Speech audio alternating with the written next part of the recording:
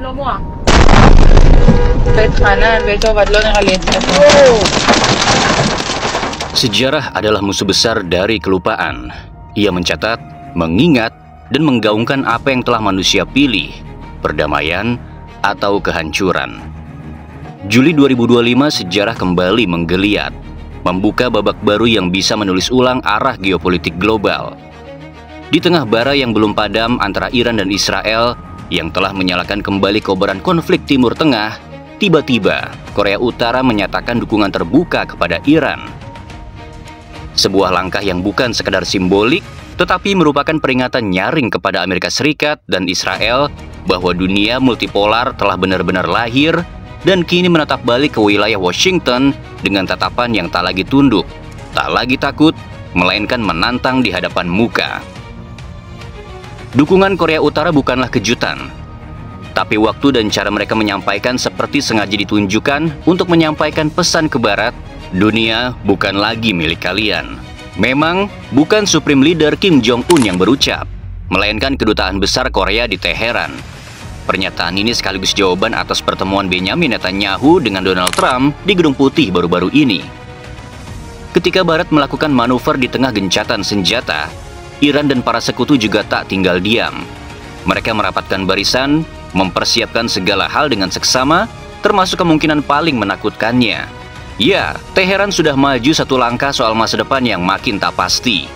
Mereka melakukan manuver militer yang mengguncang peta kekuatan di Teluk Persia. Citra satelit yang dirilis oleh Lembaga Pengawasan Keamanan Internasional menunjukkan bahwa Iran berhasil melumpuhkan sistem komunikasi utama militer Amerika Serikat di Pangkalan Udara Al-Udeid, Qatar.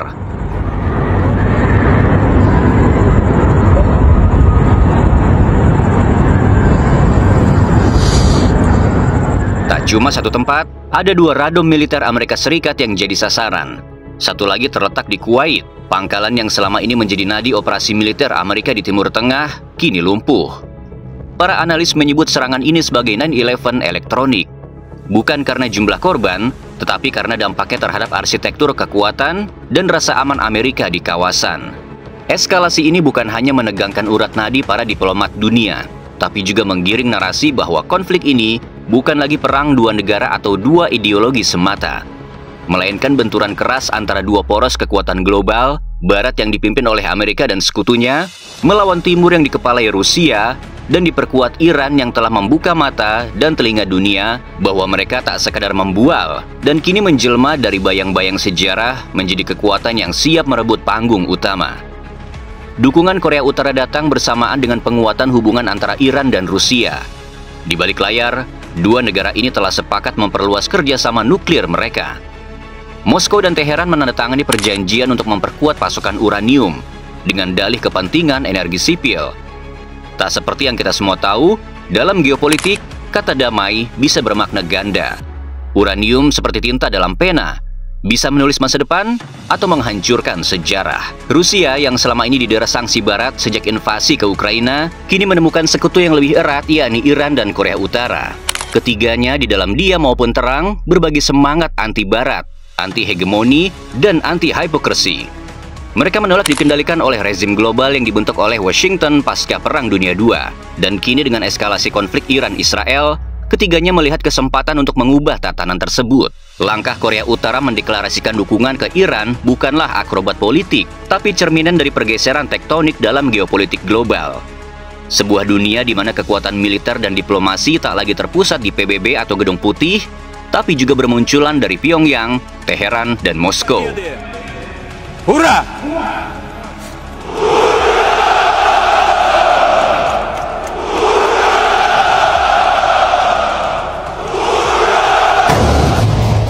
Bagi Amerika Serikat, ini adalah mimpi buruk yang menjadi nyata. Setelah 2 dekade mencoba merapikan Timur Tengah dengan tangan besi, perang proksi, dan fitnah, kini mereka harus menghadapi kenyataan bahwa pengaruh mereka merosot dan musuh-musuh lama semakin terorganisasi. Lumpuhnya sistem komunikasi militer di Qatar dan Kuwait bukan hanya insiden teknis. Ia adalah pesan strategis bahwa Teheran punya kapabilitas untuk menusuk jantung informasi dan logistik Amerika, bahwa Iran bukan lagi sekadar aktor regional dengan ambisi revolusioner, tapi negara dengan kemampuan militer asimetris yang nyata. Di dalam negeri, Presiden Amerika terjebak dalam dilema.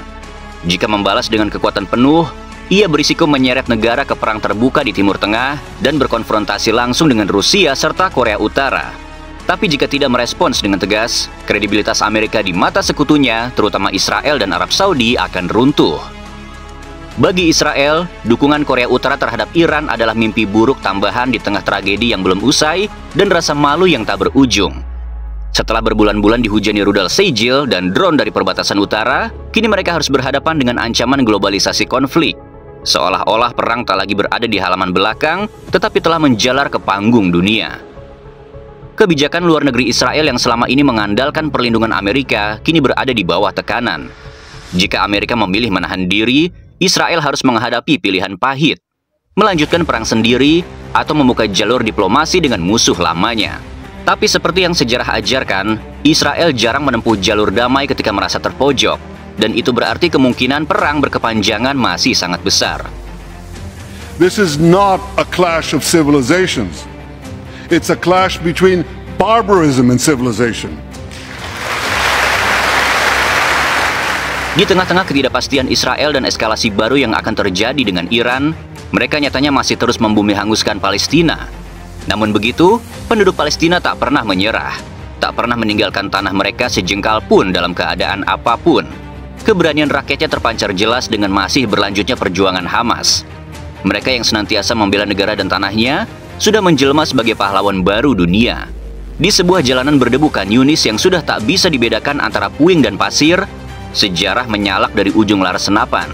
Sebuah potret muram namun menggugah, menangkap sekelebat kebenaran yang tak akan pernah ditulis dalam siaran pers militer atau laporan resmi PBB. Seorang pejuang Hamas, muda dan bersahaja, hanya beralas sandal hitam usang. Di antara reruntuhan, ia menodongkan senapan ke arah tentara Israel yang sudah dilumpuhkan sebelumnya.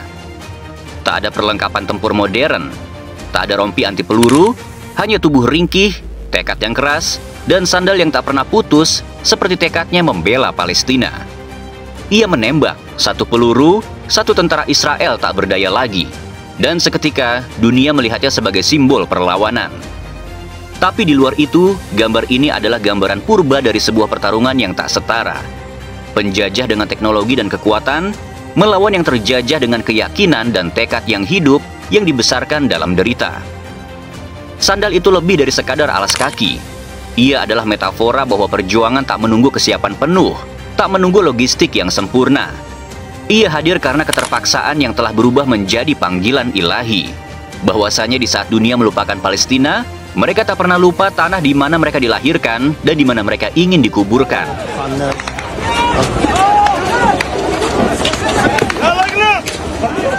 Di waktu berbeda, di tempat yang sedikit berbeda, namun pada cerita yang sama di salah satu sudut Gaza, seorang pejuang lain mengintai dari balik gulita yang dulu mungkin pernah menjadi sekolah atau bangunan rumah yang sudah rata dengan tanah. Suara mesin eskavator meraung mencari target yang ingin dirubuhkan. Debu dan asap bercampur. Matahari seperti enggan menampakkan wajahnya di langit yang digores hitam. Dari atas eskavator, seorang tentara Israel bernama Abraham Azulay melompat turun. Barangkali karena panik, barangkali karena ia mengira tempat itu telah aman. Tapi ia salah. Di hadapannya berdiri seorang pejuang Hamas. Mereka saling pandang sepersekian detik. Mungkin Azulay tak menyangka bahwa orang di depannya adalah pejuang Hamas. Mungkin dalam benak Azulay ada bayangan rumah di Haifa atau keluarga yang menunggu kabar. Tapi di benak pejuang itu hanya ada satu gambaran, kebebasan. Dalam laporan yang tersebar di media sosial, peluru melesat ke dada tentara Israel. Ia rebah, eskavator ditinggalkan sunyi. Dan sekali lagi, dunia menjadi saksi bagaimana perang tak selalu ditentukan oleh teknologi, tapi oleh kehendak untuk hidup tanpa penindasan.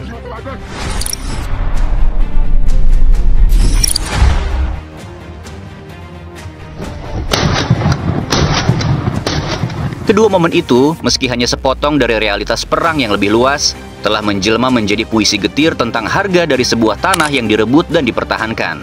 Seorang pejuang bersandal menembak karena ia tak punya pilihan. Seorang pemuda melihat musuhnya meloncat dari tank dan menembak bukan karena ia benci, tapi karena ia tak ingin dijajah lagi. Di tengah riuh propaganda, narasi bias, dan angka statistik korban yang makin membatu, momen-momen seperti ini adalah fragmen yang mengingatkan kita bahwa perang bukan sekadar diplomasi yang gagal, tapi juga cermin kemanusiaan yang retak. Bahwa di antara darah dan debu, selalu ada seseorang yang berdiri, meski hanya bersandal demi tanah yang ia sebut rumah. Sementara itu di panggung yang lebih megah, pernyataan Korea Utara dan tindakan Iran menunjukkan bahwa dunia kini terbelah secara nyata. Tidak lagi sebatas perang dingin atau persaingan dagang, tapi dalam bentuk konfrontasi militer terbuka dan aliansi yang aktif.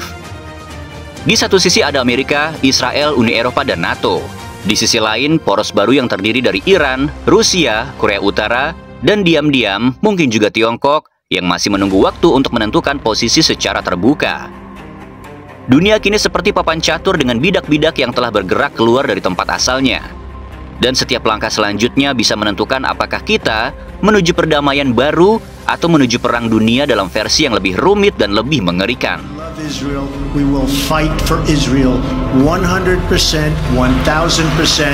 It will be there forever. Thank you very much. Perjanjian nuklir damai antara Iran dan Rusia patut dicermati dengan lensa skeptis.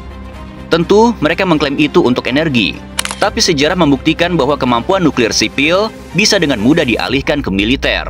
Ketika uranium mulai mengalir dari Rusia ke Iran dalam skala yang lebih besar, komunitas internasional harus bertanya apakah kita sedang menyaksikan kelahiran negara nuklir baru?